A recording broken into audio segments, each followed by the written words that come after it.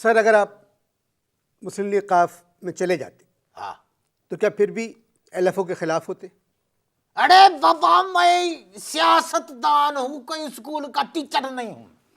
जिसकी लाठी उसी की अल्फू, जिसकी लाठी उसकी अल्फू, मेरा मतलब है जिसकी लाठी सही उसी का LFO। मैं तो ऐसी तारीफ करता कि अपोजिशन जो है चक्कर खा जाती है। आपने एक बात पे गौर किया हाँ कि जब भी असेंबली का इजलास शुरू हुआ हाँ हुआ, आप लोग फौरन अपनी सीटों पे खड़े हो जाते, भले मुर्दाबाद के नारे मारते, हाँ लगाते और डेस्क बजाना शुरू कर देते। तो सही क्या बजाएं? अभी उधर डेस्क की है तो डेस्क ही बजाएंगे ना, सही अलगोजा तो नहीं बजा सकते ने।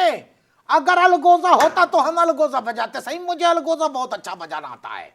आप लोग इजलास को शुरू तो होने दें। हाँ सही, देखो आर्टिकल 58 टू बी और not to be, that is the question. सही क्या सही, आर्टिकल 58 टू बी और नॉट टू बी, सही दैट इज द क्वेश्चन।